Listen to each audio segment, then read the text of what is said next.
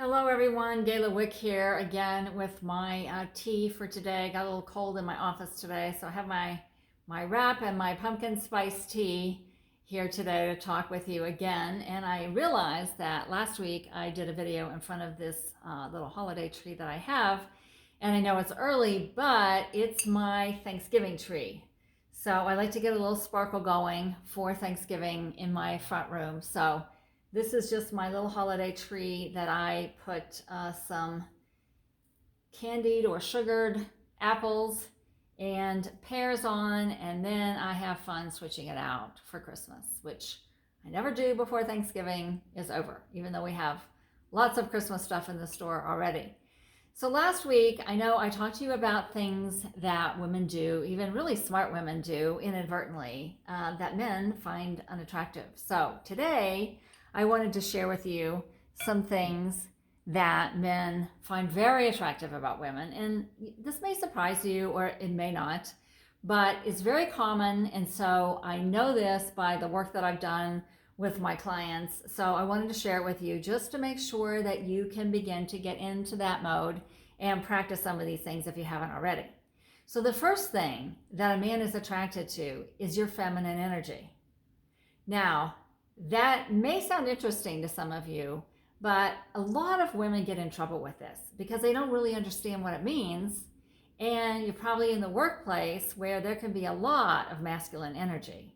And I characterize masculine energy. One of the things, especially in the workplace, is the head energy. And women, as women, we are more powerful when we are connected to our whole body. We need to sit in our body, not just stay up here in your head. And I know Rachel Jane Groover has a lot of work around this, and I love her, so you can look her up, Rachel Jane Groover. And she talks a lot about being powerful and feminine. And that is really true. You are powerful when you're in your femininity. And so men are attracted to that, and that's because opposites do attract.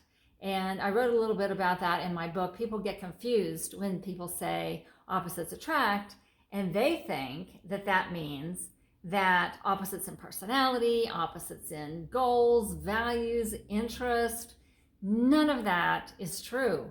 Opposites attract in that masculine energy is attracted to feminine energy and vice versa.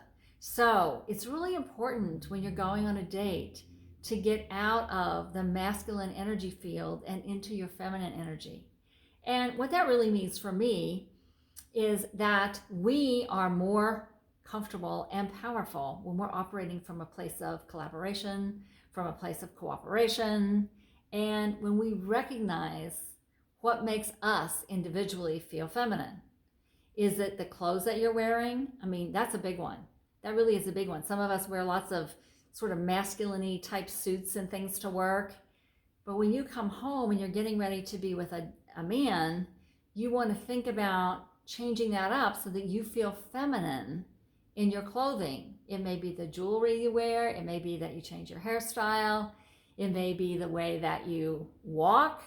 And I will tell you something, that I don't want you to be exaggerated in your sexuality, in your sensuality. But I do want you to be in your sensual, feminine self. That's where you can be really good at intuition. Now, we all have intuition, but men frequently don't know how to use theirs, and they don't. And so it's really critical for us to use our intuition and to learn to develop it, because you need to be able to have all of your senses really alive when you're out with someone that you don't really know, because you want to figure out in a real hurry if he is a safe person, a healthy, safe person to be with. And if he's not, you need to really run away. And so just know that it's okay to relax into your body. Make sure that you're wearing something that you're comfortable in.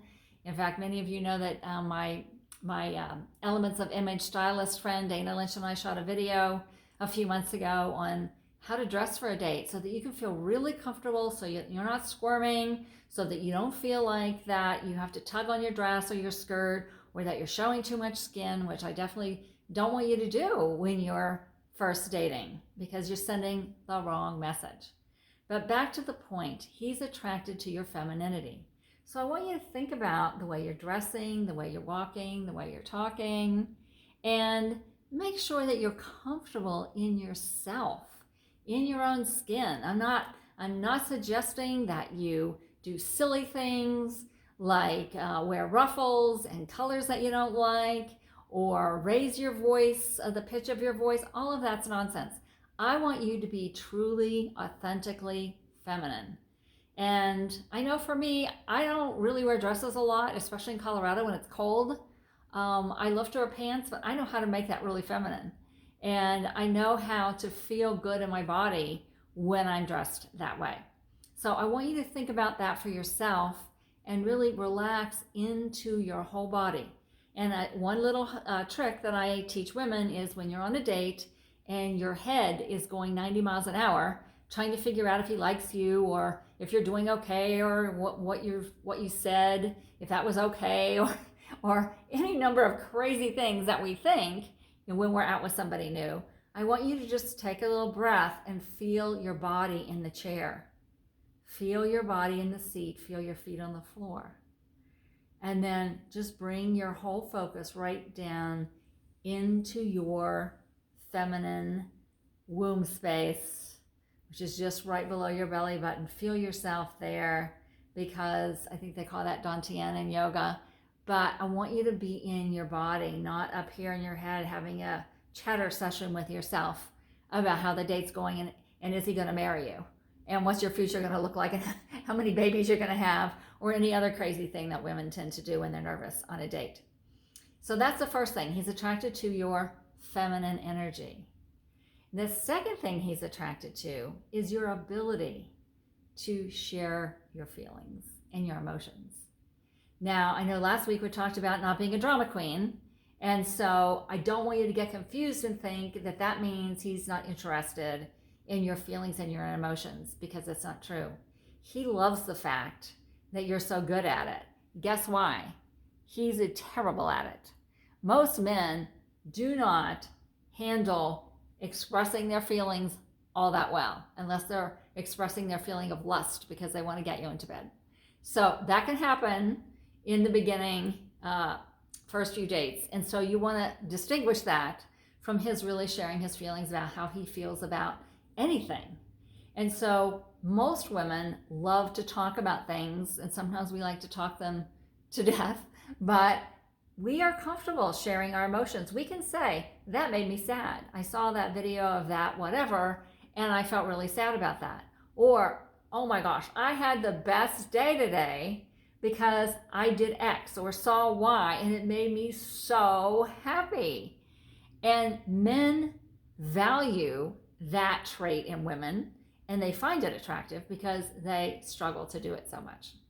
So I want you not to be afraid to share emotions in a really appropriate way, appropriate to the situation. I mean, you can't have a dinner date and go to pieces over something that happened in the world 3,000 or 30,000 miles away, and you might say, yeah, I'm sad about that. I am sad about that thing that happened. But you need to be able to be appropriate in expressing that emotion and be able to move off of it into something that you feel that you can do. You could even say, hey, that's really, I saw that picture of all that trash in the ocean, and wow, that really got to me. And now I've decided I'm going to do X. This is what I'm going to do. I'm going to do my part. And that would be a great thing to share. So the third thing I want to talk to you about that men find attractive is your vibrance, your warmth, your joy at life. Now, you and I both know nobody's really attracted to Debbie Downers or negative Nellies or whatever you want to call it. Nobody's really attracted to stress, somebody being upset all the time, somebody being mad all the time, somebody being a sour face all the time. Men are very attracted. It doesn't matter how old you are. I have clients who are in their 70s, and they are vibrant women, and they love life, and they travel, and they exercise, and they go hiking, especially here in beautiful, healthy, sunny Colorado, and they are very good at expressing their joy at life. Men love that. They want you to be alive. They want you to be able to be in a true partnership with them. And as you know, I do talk a lot about partnership. That's what modern marriage is partnership, supporting one another, being a team, which doesn't mean you have to be the same. It means you each bring your own strengths to the table. So I hope you enjoyed this video. I want to remind you that I am opening 2 group love coaching programs in 2020, but I want you to sign up in 2019 to get my 2019 prices.